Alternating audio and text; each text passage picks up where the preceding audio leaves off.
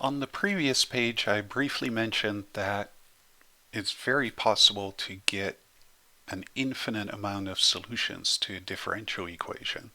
So here we're going to look at what are some extra conditions that we can put on a differential equation so that we might have a unique solution.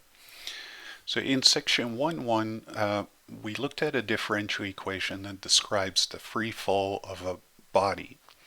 So here h was the height of the object.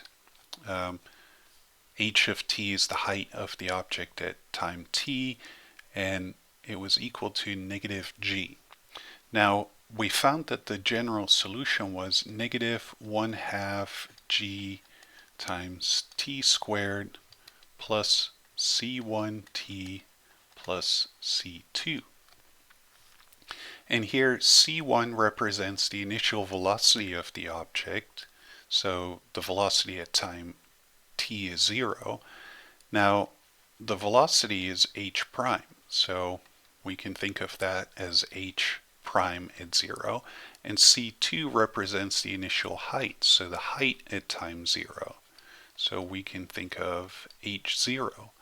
So if we were to set these two values, then we have a unique solution.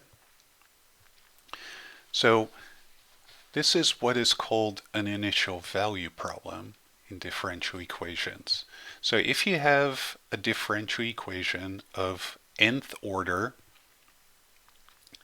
and we look at a so-called initial value problem, then what we mean is we find a solution to the differential equation on an interval I that satisfies at x naught the n initial conditions y of x naught equals y naught, the derivative of y with respect to x at x naught is y1, and so forth until you reach the n minus first derivative. And so we have y naught, y1 until up to yn minus 1, they are given constants. So they could, for instance, represent an initial velocity or an initial height. Notice that we have, because we start at 0, we have n conditions here, and that's because we have an nth order differential equation.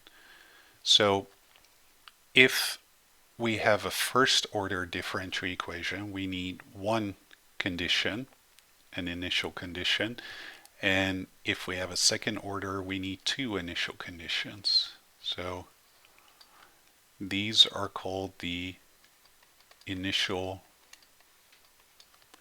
conditions.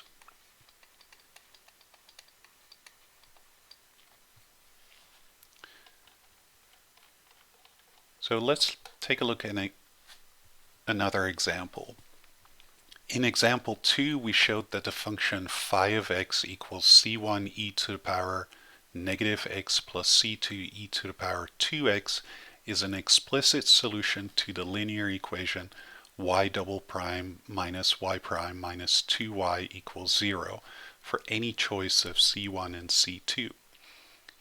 Now we're going to determine c1 and c2 so that the initial conditions y of 0 equals 2 and dy dx at 0 equals negative 3 are satisfied. So notice this is a second order differential equation, and so we have two initial conditions. So let's take a look at that.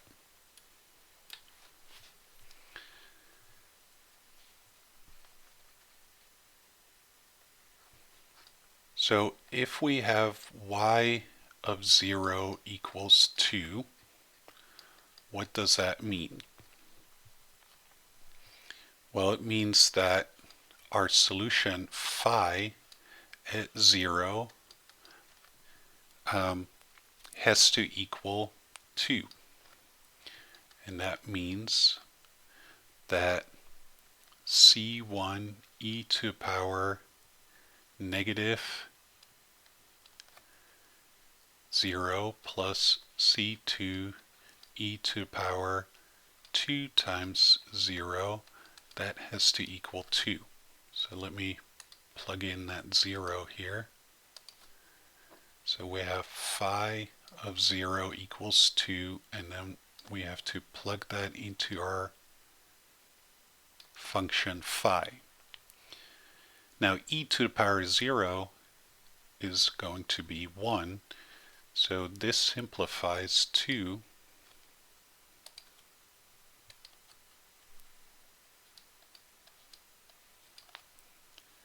c1 plus c2 equals 2.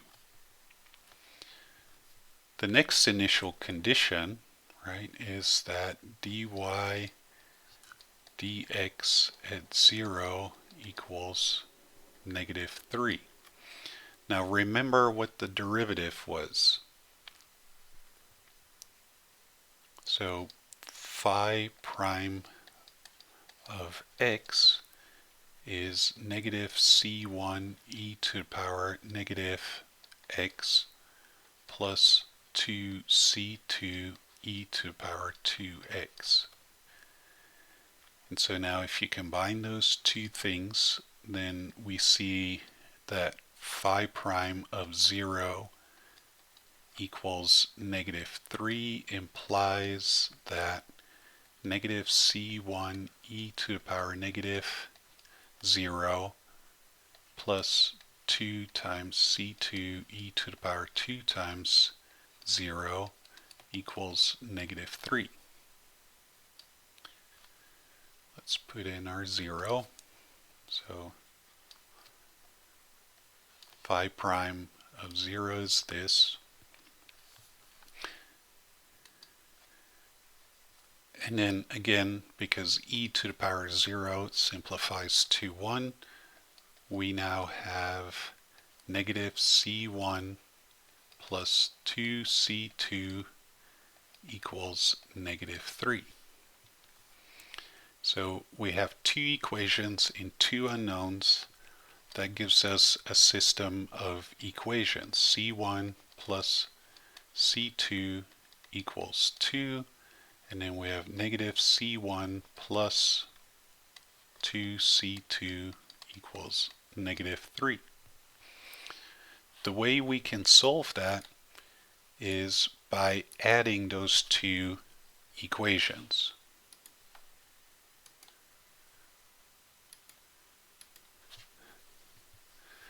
You could also solve for one here, isolate a variable, and then plug it into the other one. But if we add these two, we see that you get c1 plus negative c1, so that gives us 0. And then c1 plus 2c2 gives us plus 3c2. And then we get 2 plus negative 3, that gives us negative 1. And then that gives us that c2 equals negative 1/3. And then you can substitute that value into one of these two equations. Let's plug it back into the original equation.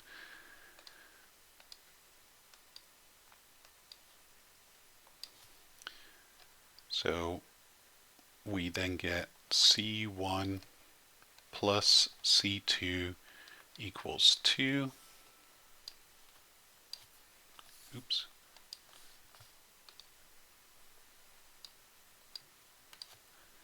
We get c1 plus negative 1/3.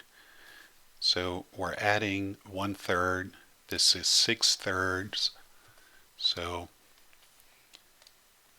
our final solution for c1 is then it's 7/3.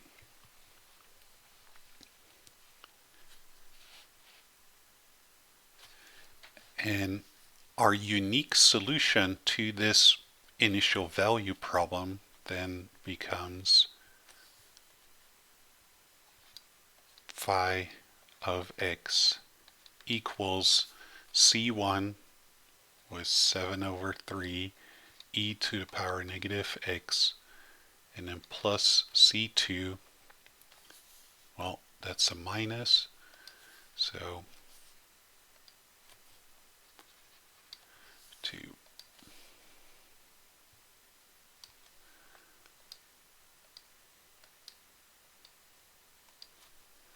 So that's minus 1/3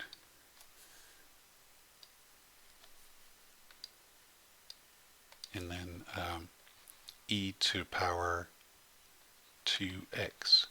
And that's our solution.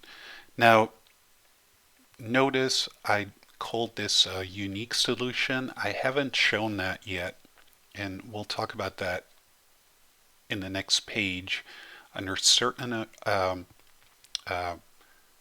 circumstances, we can say that there is a unique solution to a differential equation, but I haven't shown that just yet. But we can show that this is a solution that satisfies this differential equation and these initial conditions. So we solve this initial value problem.